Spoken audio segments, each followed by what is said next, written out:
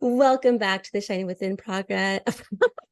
I gotta redo that again. Welcome back to the Shine Within podcast. I'm here with Lainie Liberti. She is a renowned author, speaker, community leader, and advocate for alternative education.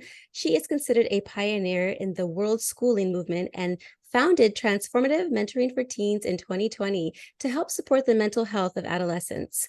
In 2022, Lainie released her first book, Seen, Heard, and Understood, which quickly became a bestseller in the parenting new releases category on Amazon. Lainie is also the co-founder and facilitator of Project World School, which offers retreats for teens to create temporary learning communities around the world.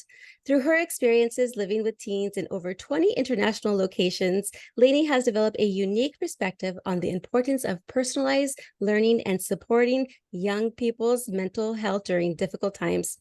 Her work has helped parents, caregivers, and teens themselves build stronger relationships, achieve personal growth, and succeed in life by providing valuable insights, research-backed tools, and practical strategies. Thank you so much, Lainie, for joining me today. My pleasure. I'm so excited to be here with you. What a wonderful podcast. Yeah, I'm excited too, because like I was mentioning to you before, I have a teenager and he's on the spectrum of autism, and he doesn't really socialize too much. And I always say that that's okay. That's just his personality. That's what he wants to do. But I wanted to ask you, and sort of like, what inspired you to dive into teen mentoring? Wow. Well, I guess, there's like all these roads that converge to the same place. And I just happened to be there in the middle. I'm somebody who grew up with trauma, and I did a lot of self-directed healing. Part of my own trauma response from my childhood was hyperindependence. It drove me down a path to becoming a very self-directed everything healer, learner, all of these self-directed things. And in many ways, it served me. I can do this myself. I'm going to do it. I'm going to show the world. But if you can get the sense that there is some healing that needed to be done with that response, it served me, but it also impact my relationships and the way that I walk through the planet. So I had a lot of deep dives to go through in my life, my 20s and 30s. My 20s were filled with relationships that were following the same pattern. It was a lot of, pull them close, push them away, pull them close, push them away. And that was a product of somebody who had a disorganized attachment style from childhood. So I needed to heal that. A lot of the hyper independence really led down to uncovering and discovering and integrating and healing my trust for another person, and reprogramming and overcoming the beliefs that I wasn't good enough. And I spent most of my childhood feeling like I was invisible, and that's not a really great way to feel. And when I had a child, my son is now 24, but when he entered his adolescence, a lot of the stuff that was not healed within me was triggered because I needed to look at that stuff. And our children, believe it or not, are our best teachers. They're going to show us the spaces within that we need to heal, the spaces that we need to look at where our needs weren't met. And anytime we feel a trigger or a response, that's our work. So, going down the path of self-directed healing and self-directed learning, I understood and dove deep into lots of parenting modalities and recognized that a lot of the modalities that people were talking about were wonderful in many respects. They were, outside of the conventional way of parenting, but there is still a coercive element to it. So like in, say, peaceful parenting or gentle parenting or many of the other modalities, the manner in which you interact with your child is peaceful or gentle or kind, However, you're still working to change the behavior of your child without taking accountability for why you wish to have this behavior changed. And that's your work. And there is an element there of coercion that I just didn't feel good about. I was very, very sensitive to a manipulation or having an agenda, because trust me, as a child, I could sniff those out. And I knew that my child could sniff those things out. So for me, having a very difficult adolescence myself and understanding all the stuff that surrounded it for me, it really like propelled me to dive deep into learning the adolescent brain, learning about the psychology and developmental stages, and learning to partner with somebody who was entering their adolescence. And so we sort of raised each other. Yeah. That's so awesome. Yes, and I love boys. They love their mommies, right? The boys love their mommies. They're so precious. So much. Oh my God. The Oh, mom-son relationship is incredible. In fact, I just rushed back from having a dinner date with my son. I was like, oh, that, so yeah. that is so awesome. Yeah, so with my son, because I'm a recovered alcoholic, I was drinking for many years. His father and me were always fighting, and he was very little at the time. And he was just so quiet and just would go and hide in the room. And it was just so much trauma going on. It wasn't until his dad and I finally divorced. And then I had to work on myself. First off, I had to get sober. I had Yeah. to get sober. That's the first step. I had to get sober. And then, like you said, I had to work on my own childhood trauma, whatever was stuck in there, because then I would go ahead and release that energy onto my child unknowingly.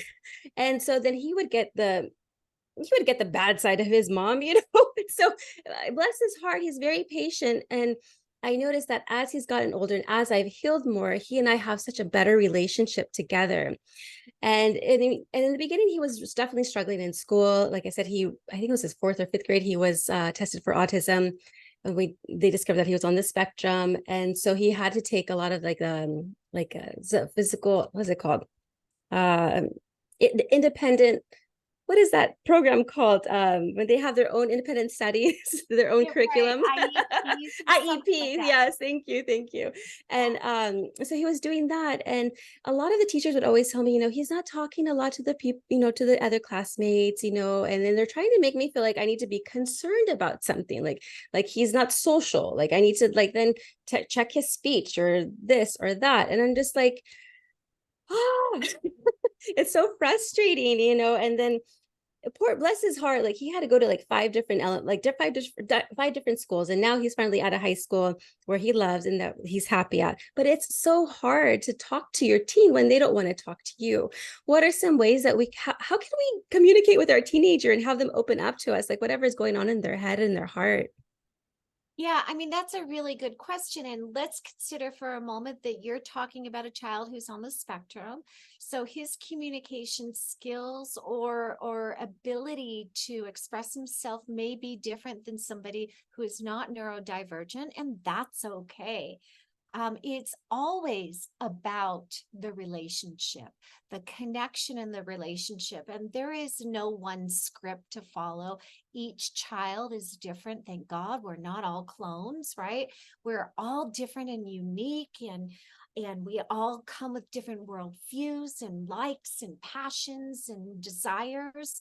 And our brains all work differently. And I look at those that are neurodivergent as a superpower, because that enhances many of the ways that they perceive things and see the world, and it's a beauty to honor that.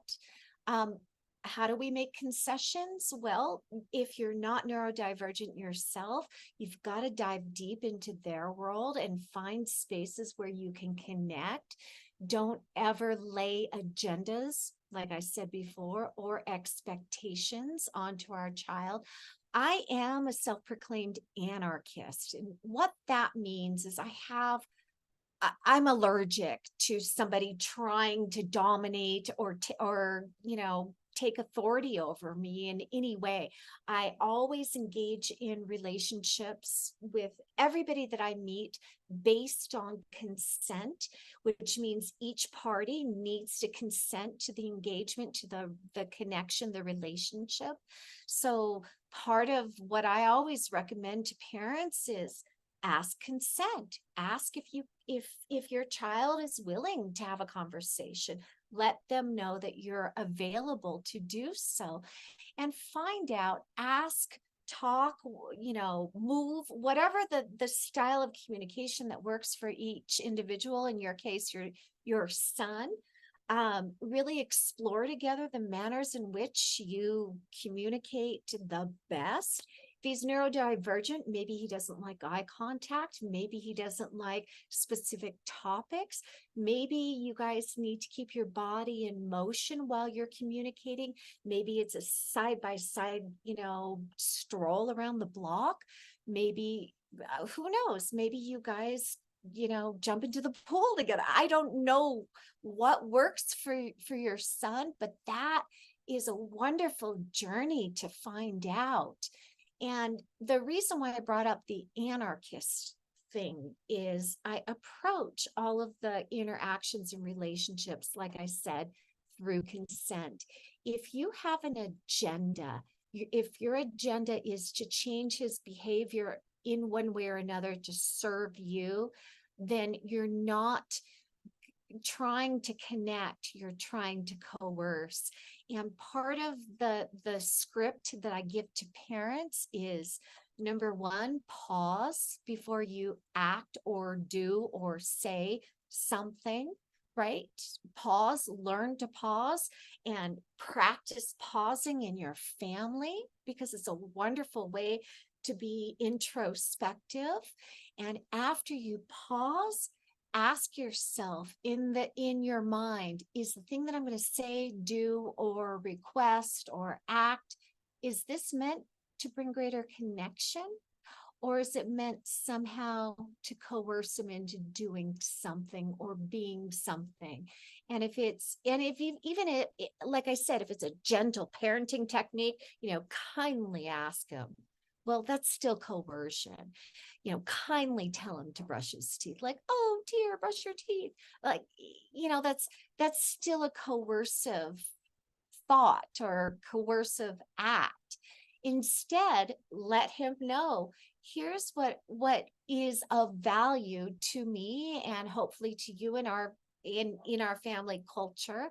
Maybe good hygiene is one of the things that we respect and honor and seek.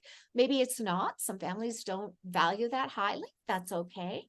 But whatever it is, let them know that this is a value to you.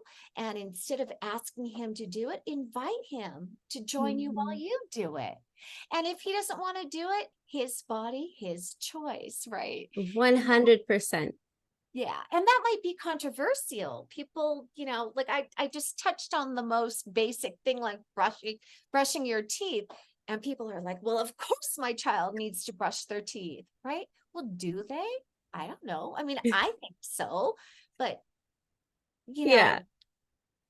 Everybody's different. Every family's different. Who knows? His body's going to be an adult at some point. He needs to be able to find the intrinsic, the motivation from inside to take care of himself.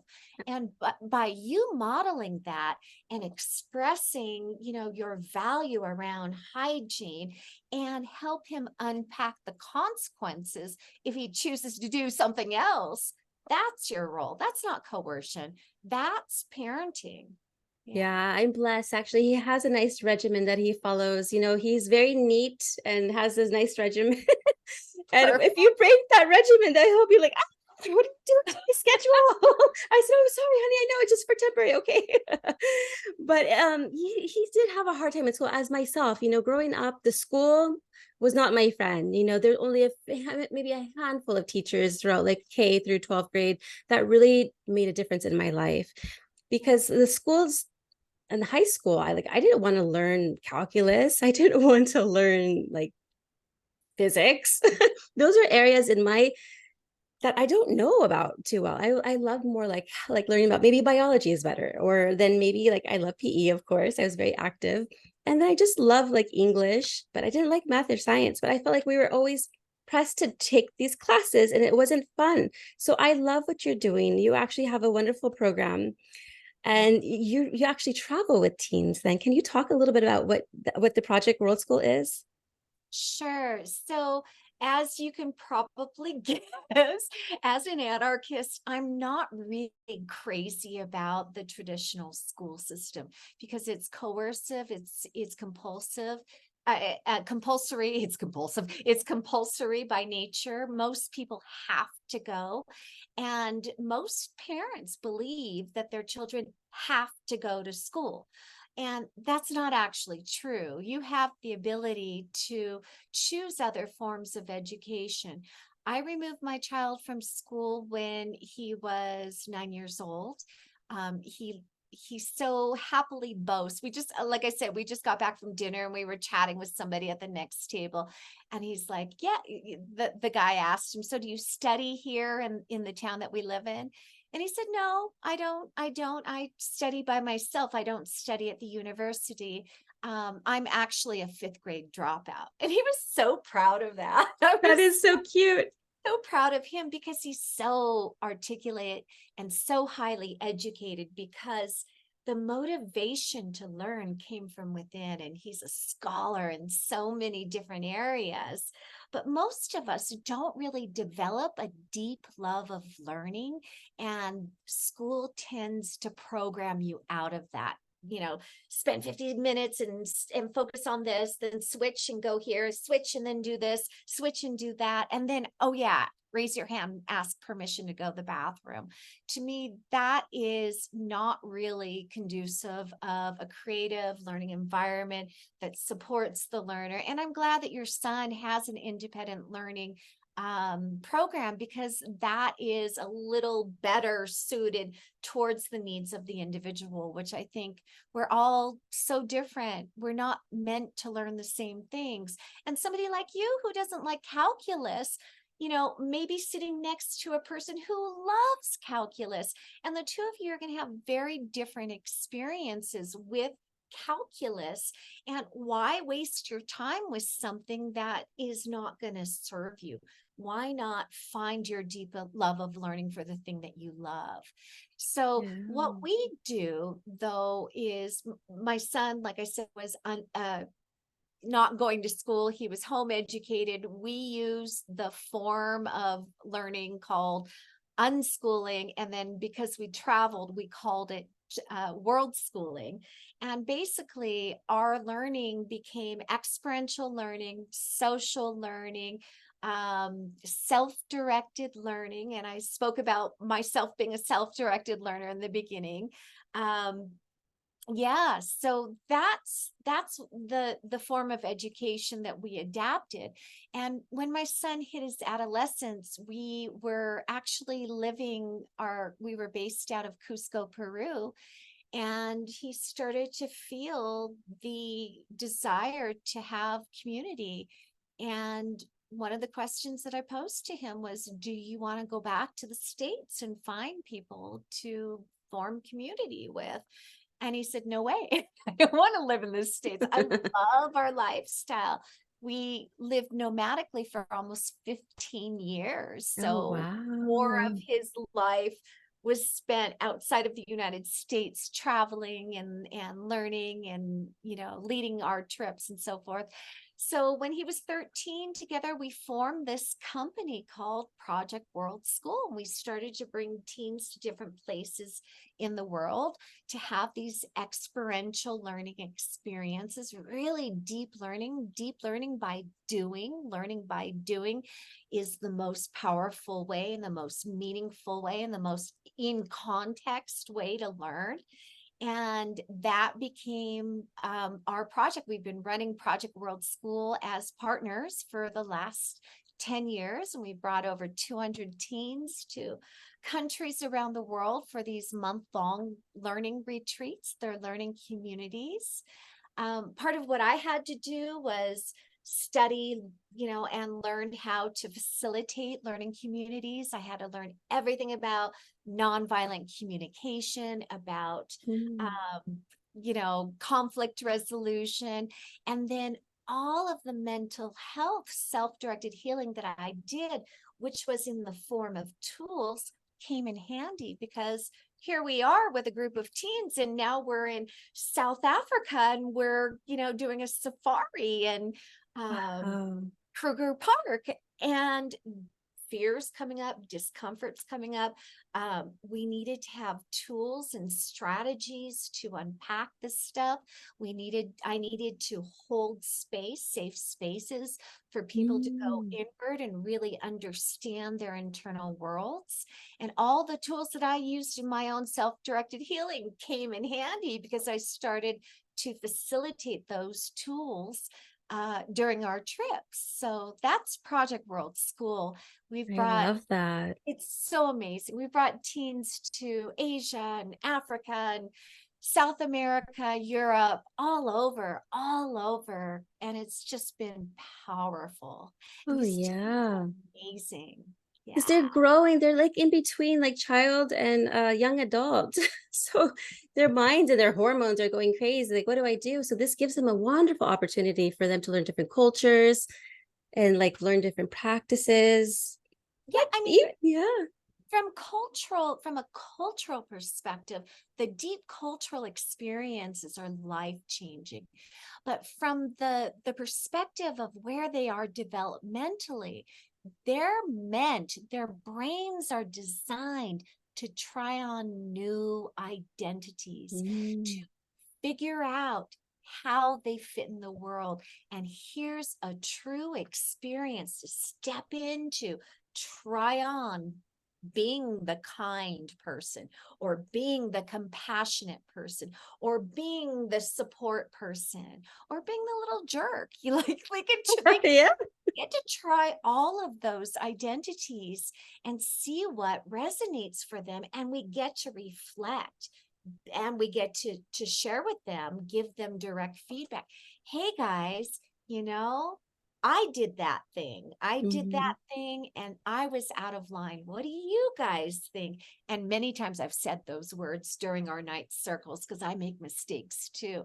But the modeling of the reflection of checking in, seeing how I am, reacting, responding in certain situations, and allowing myself to reflect and modeling that it's safe to do that really helps teens to open up and trust And that it's trust. okay. It's okay to be themselves. It's okay to make mistakes. I mean, I remember a story. I was so I was so floored at my own stupid mistake, right? We were actually here in Mexico. We ran a trip for a group of teens in Mexico, and we went to go visit one of the beautiful cenotes, and it was filled with tourists. We did this tour, and we were all tired, and it was like over 100 degrees, and we were all standing in line to exit, and I was just like, screw it, I'm just gonna walk. There's nobody there, everybody's exiting, I'm gonna go that way. And the group of teens followed me, and the woman who was at the guard gate said, "This is why I hate Americans." And I Oh. said, oh, that was me modeling that it's okay to be disrespectful. And I ate crow, and I apologized. We did our unpacking for that night. Every night we do a circle on our trips. And I talked about how ashamed I felt and what a big mistake I made.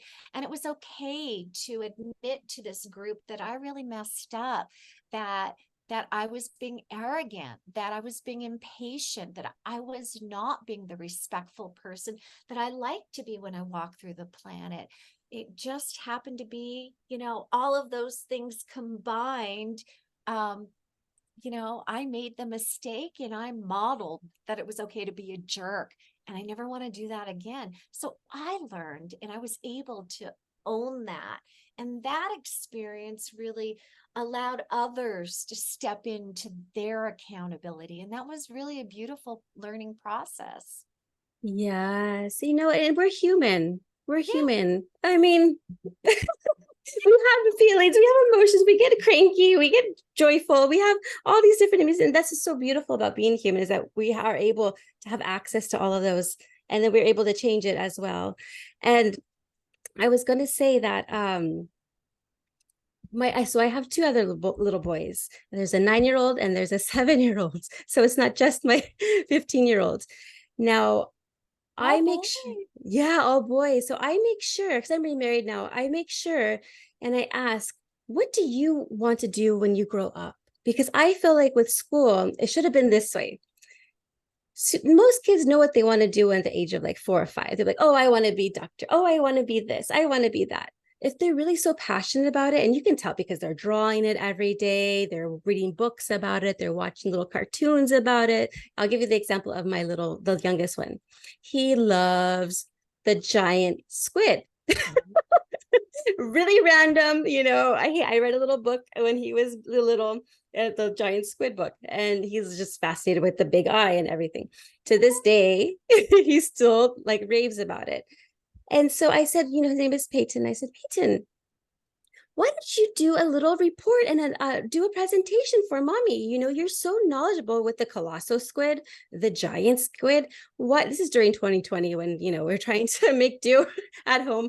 And I said, why don't you give mommy a report about these? And he got so excited about the colossal squid and the giant squid. So he gave me a full report, and he had the whiteboard and he was drawing, and the colossal squid, the reason why it's bigger or longer is because it has these long tentacles, and then the giant squid is not as big, and da da da da. He was going on, and he was like the expert at the giant squid. I'm like, wow, blown away, because he was like maybe 5 at the time or 4 at the time.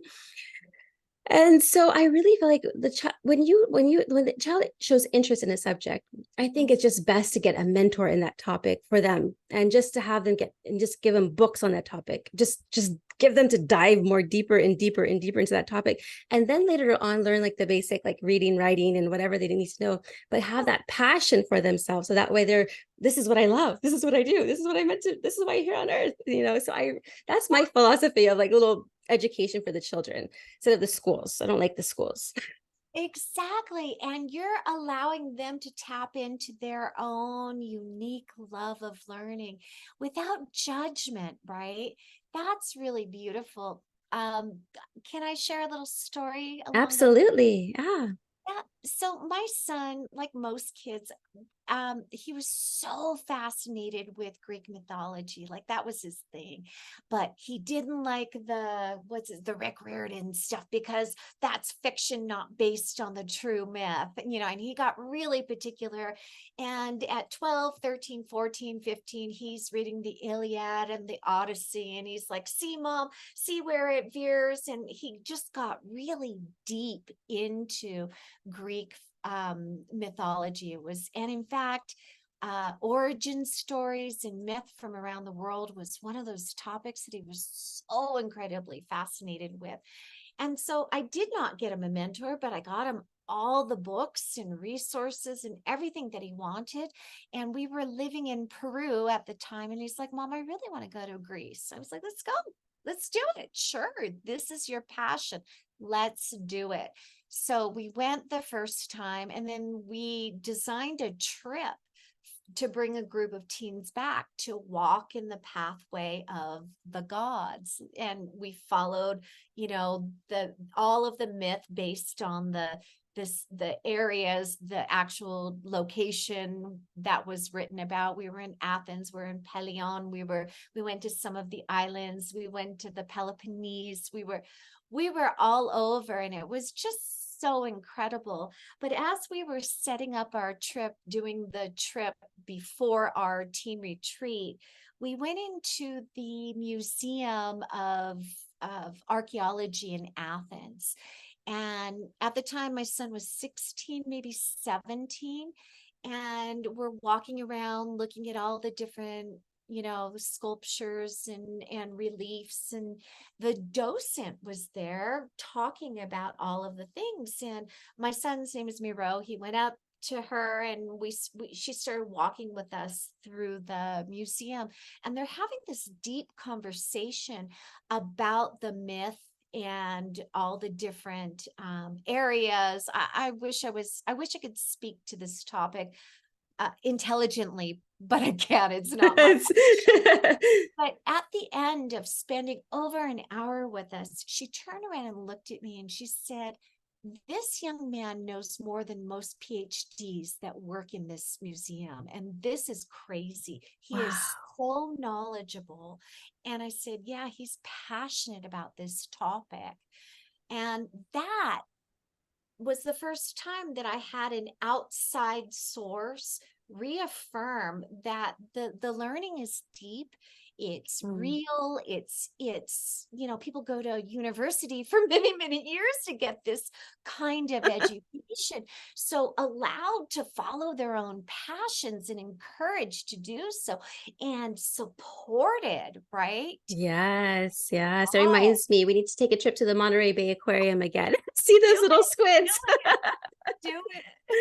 Yes, and the other one really loves drawing. He's like really good at art. So I'm just like, just draw something. It's so cute because they both like, well, the younger one likes Godzilla, like is a big fan of Godzilla. And so the other older one will then teach him how to draw Godzilla. Like this is how you do, its tail, its face, and it's just so cute seeing them together, like play like that. It's so adorable. That's why I love the little children. I And do now too. that yeah, there's such a blessing. And now that I'm healthier and I've worked on my mindset, so I've gotten so much better. I'm not perfect. Nope, nope, not at all. Not, not gonna say that at all. None of us are. I have my mistakes, trust me, but I'm so much better. And so I'm able then to teach the children more about deep breathing, relaxation techniques, and just to go within, just to really go within. And I was sharing this on one of the other podcasts that I had a while back, that my son does this thing that looks weird to everybody. What he does is he's done this since he was a baby, though, like 1 year old, would just rock, rock, rock, rock, and then kind of like go like a trance talk or something. And I was always wondering, like, why is he always doing that? But then I've come to realize, you know what? This is his zone. This is where he's trying to get into his zone and have some quiet time where he's Right. connecting to his soul. And so then I just let him be. I say, you know what, Peyton? I tell him, you do that, whatever you want to, you just do it. Okay. I'll give you your time. I'll even go upstairs, but this is your time, and that's just his thing. And so I just let him do it. It's a beautiful act of self-soothing, and congratulate him on the internal knowing of what works for him and encourage more of that. That's beautiful. For children that are on the spectrum, and are you talking about the one that's on the spectrum? Oh, Yeah. this was when he was young. No, not the one on the spectrum, the youngest one. Yeah. Well, for children that are on the spectrum, a lot of times, especially when parents aren't familiar with it, what it means to parent a child on the spectrum, they, ridicule the child or tell them to stop, and that's really hurtful.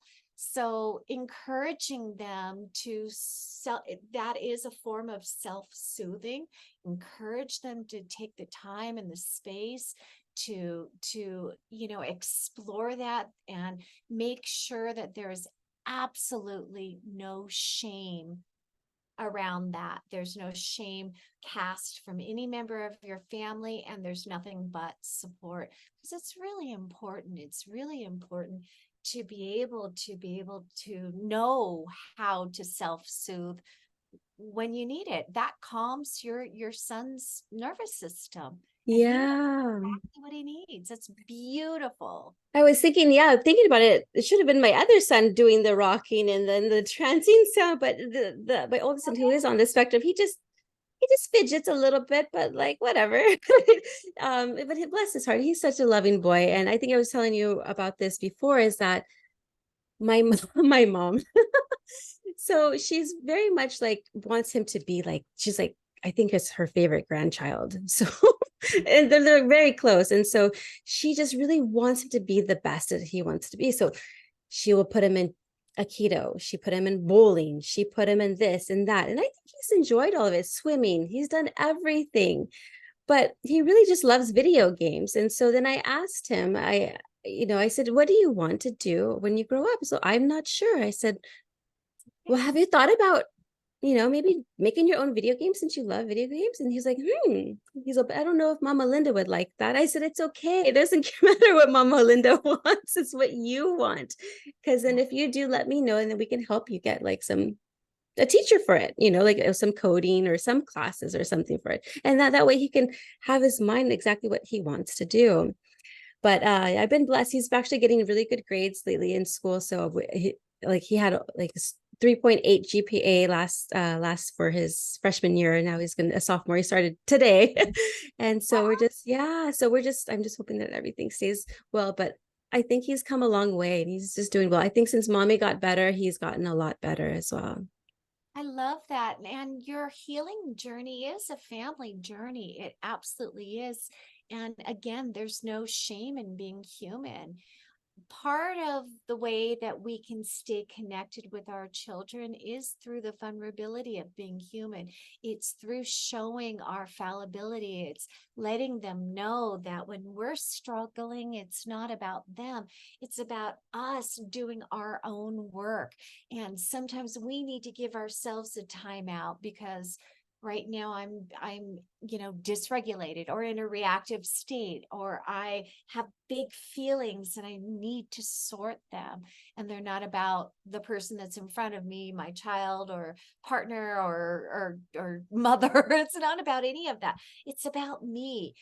That kind of modeling the safety in the relationship with our inner worlds will actually, you're modeling a world of good for them down the road. I would watch though, if he's very concerned about people, pleasing other people pleasing Mm, is an indication that they don't have strong boundaries. So that maybe makes there sense. are some activities or tools you can use so he can learn to check in and see what is really important to him first before going out to please another person.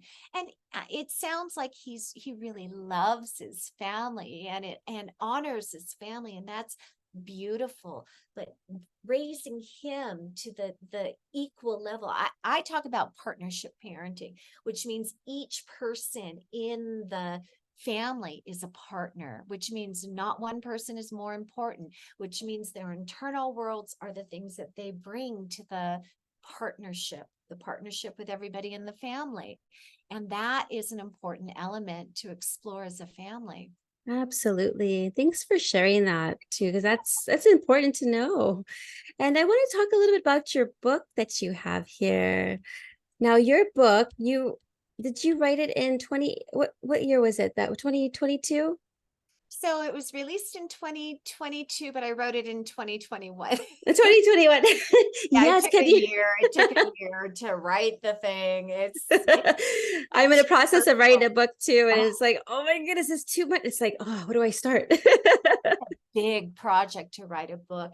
And my book has so much research in it too. Yes, and I love the title too. Is this about you when you were a child? So it's a lot of things. It's called Seen, Heard, and Understood: Parenting and Partnering with Teens for Greater Mental Health.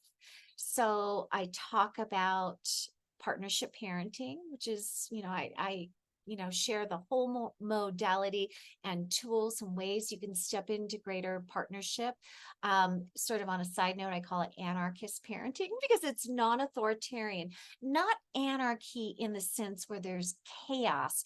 And a lot of people equate the word anarchy to chaos, but it really means living without rulers. That's all the word means. That's it. So I just want to make sure that I've used the word several times, and I have to make sure that people understand what I mean by that. I'm not talking Right. about chaos and riots and crazy stuff.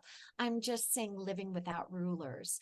So to not be the ruler of another person, but in partnership, we all play different roles, right? I'm the breadwinner. I'm the person who is responsible and accountable for taking care of the family. I cook, I do most of the cleaning, and that's okay. That just happens to be the roles that I live in this partnership.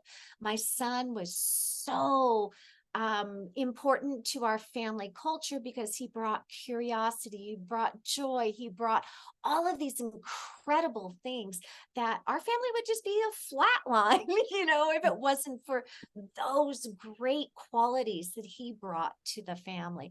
So in partnership, we're not equal. We do different things, but no one person is higher or lower than the other. We're equal in terms of what our words, like I have an Yeah. opinion, you have an opinion, let's talk it out and come to a collaboration, a solution. But it's not, mom says so, therefore I have the last word. I've never used that. Right. So the book is about partnership parenting. It's about the teenage brain, the neurobiology, the psychology, and the developmental understanding from a parent's perspective. So they understand when their child just walks by and doesn't say a word, what's happening inside. So we don't take it personally.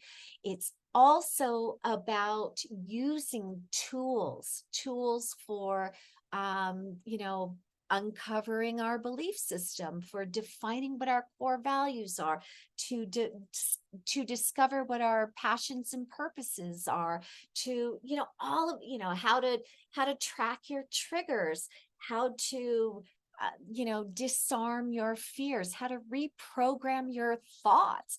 All of these tools are super, super, super powerful. And a lot of the tools are science backed by psychologists and all sorts of different modalities. And there's a lot of scientific research about the teen at the adolescent brain and developmental stages, which really helps parents. And then each of the chapters, I share some of the personal stories of my childhood trauma to bring into context what I lived through. And hopefully many of the parents that read the book are really feeling seen because they can identify with very similar experiences. I share the experiences. I talk about my shame stories. I talk about the belief systems that came about from the parenting that I had and Mhm. how that reflected in my own adolescence. So it's a wonderful book. It's written in a way, most books are written by psychologists in this field. And I take the science and the psychologists, their research, and share it in a way where it's palatable, where it's easy to read, and it flows in context to the parenting of a teen. It really, if I can Yeah, say so, I myself, it's love a wonderful. that. So what I can't wait to read it. I'm excited for it. I'm like, yes, I have some reading material here. That's exciting. Now, COVID. Yeah. Yeah, So whew, that was took a toll on many children, and especially teenagers. yeah. My son wasn't a teenager at that time just yet, but he went through it. And you provide like tools, and you actually have an online program where Yes. there's like a community. Can you talk a little bit about that? Sure. Before I talk about that, I just Yeah. want to also mention in my book, in the second chapter, because I wrote it during COVID, I have a tool which talks about collective trauma. I used to Mm. call it the COVID roller coaster. And one of my teens, we go through the whole process, the diagram and all the stuff in my courses, which I will talk about. But she said, this is not the COVID roller coaster, it's the trauma train. So it's called Trauma Train in my book, thanks to one of my teens. But it's really important to understand that as a a community, a culture, we all have this collective trauma. There's nobody in the world who escaped from the collective trauma. Even if you didn't by yourself feel the trauma of what was happening in the world. You were affected by somebody who felt the trauma. And I explained the different stages of trauma. There's um the first stage is feeling it. It's the shock. It's kind of similar to the stages of death and dying. Yeah. The reason why I call it a roller coaster or a train is you go through these different stages and you go back and forth. It's not a linear progression. Mhm. And the only time you get to the very last stage, which is the integration of the trauma or the healing of the trauma, and the only time that you can actually move into that stage is when the trauma's over. And still in 2023, we are still in the trauma because the world has changed. Even though we're at the tail end, it's still very, very difficult to integrate all of the changes that have happened in the world around us and the way that we feel about the world, right? Because Yeah.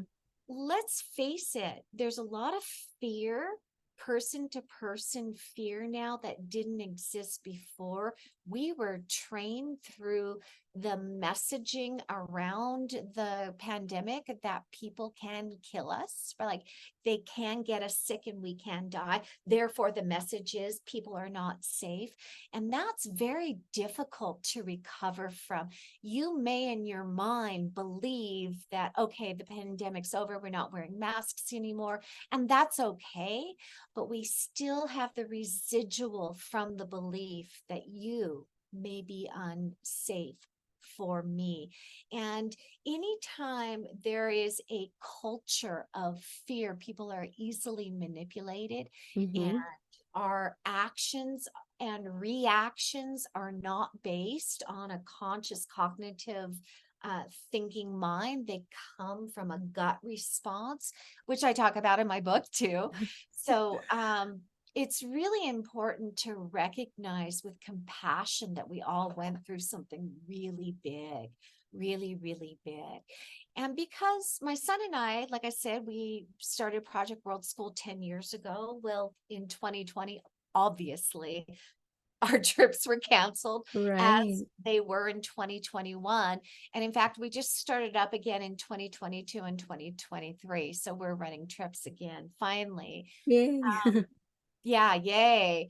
But during that time, my community was reaching out to me saying, Lainie, our teens are struggling. They're not traveling. They don't know what to Mhm. do. And so I started to create safe spaces online for teens.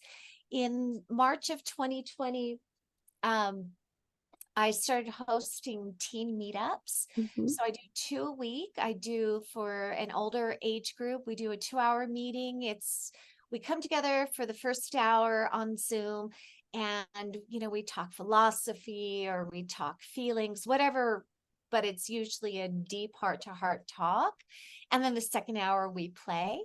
And then for the younger group, we do sort of a gamified version of internal worlds, exploration, and then we play. So we do games, we draw, we play Pictionary sometimes, and we do lots of different things. But I've been hosting these free meetings for teens since 2020, and I haven't stopped. So I Wow. still 4 hours of my week, every week is dedicated to showing up for teens. And from that, I started to develop taking all the tools that I used in my own self-directed healing and all the research that I used to create even more tools when I was facilitating Project World School trips, because we needed to have those in my Yeah. belt. And I started to form them into a course. And in 2021, I launched, or maybe it was the end of 2020, I don't remember, but I launched Transformative Mentoring for Teens. Mhm. And I've been hosting online courses teaching these tools in a community setting. That's a lot of fun. And I still do them to this day. And I host for 2 age groups, the gamified version for the younger tweens and teens, so ages 10 to 13, and then Mhm. 14, 15, they're just on the cusp. On up, we do a 12-week course where we really get into passions and purpose and triggers and limiting Mm. beliefs and reframing our thoughts and so many other things that are tools and skills I wish I had, which would have helped me travel through my own adolescence. Absolutely. I feel like perhaps if I had you growing up, then maybe I would have never drank alcohol. You know what I mean? Because I would have known who I was. Yeah, And I I would have not have any limiting beliefs, but felt limitless. And then just go for everything that I wanted. That was a passion of mine. but your path was your path. Exactly. That is true. I wouldn't change it. I wouldn't change it though, to be honest, because I wouldn't True. be here now talking to you if I didn't go through the whatever I'm going through right now. I wouldn't It's be an so alcohol true. free, It, coach. and it's learning to have gratitude around those things that happen to us. We weren't in control or accountable or responsible for our childhood. We just weren't. We're not responsible for that stuff, but we are responsible as an adult on how we choose to integrate that. And as somebody who grew up with trauma, I actually thank my mother. I mean, I write about her a lot in the book. She did a lot of really not nice things, and I had a lot of stuff to heal around. But I love her because I wouldn't be on this path if it wasn't for that experience. I could have gotten here if it wasn't for that experience. And beyond that, I'm accountable for changing it. It's always going to be a part of me. I'm always going to have that patterning and understanding that I have these deep seated beliefs about self that are not healthy. Yes, I've reprogrammed them, but they don't disappear. They Mhm. are a part of me, and I will carry those parts of me till the day that I die proudly, right? Because I don't Right. choose to act on them anymore, but they've informed who I've become. Thank you Yeah. for that. Yeah, you have to look at who was I before, who am I now, who would I want to be? And then it's all part of us. So Yay, it's the process. Oh, I love this conversation. Thank you so much, Lainey. I wanted to see where people can follow you. sure. Yeah, so probably the best way is transformativementoringforteens.com. My son and I also offer parenting courses based on partnership parenting. He shares from the perspective of a young man who grew up in partnership and what worked for him and what didn't work for him and the mistakes I made. He tells a lot of stories of the stupid stuff I did. We've killed it. And it's a lot of fun, right? To work with both a mom and a son in a parenting class. So we do that at partnershipparent.com. And also, of course, there's Project World School if you have teens that are looking to have an adventure. Our next adventure is in November, and Oh. we're taking a group of teens for a month to Thailand. Oh, wow. I have a friend, a coworker who's from Thailand, and she just shows me all these photos and everything. We're like, oh, so beautiful there. How It's exciting. it's amazing. It'll be our fifth trip. We've Oh, taken groups over the wow. years. I love this I trip. love Thai food. So incredible. It's so good. I love all ethnic foods, I tell you. My husband's Indian. I cook Indian food now, so I'm just like I love it all. I need to learn. I need to learn. Oh yeah. Now he says I'm better than people at over at his town, like at the restaurants. I'm like, I am okay. That's what I was doing during COVID time. I was learning how to cook. That's great. Yeah. So, lady, for those listening who may feel overwhelmed or uncertain about their relationship with the teens and their lives, what is one piece of advice or insight you would like to leave with them? Well, of course, it's always going to be pause before you speak. Ask yourself if the thing that I'm going to do is meant to coerce or meant to connect. And also normalizing conversations around the internal worlds. If you pick up my book, there are tools to walk you through how to do all this stuff. And then the last thing I would say is go down the rabbit hole to uncover what your core values are, what each of your children's core values are, and then together come together and create your family culture that defines the family's core values. And you will never need to have a rule in your life ever again, because all you have to do is run every decision through the filter of the core values to find out if it's in alignment.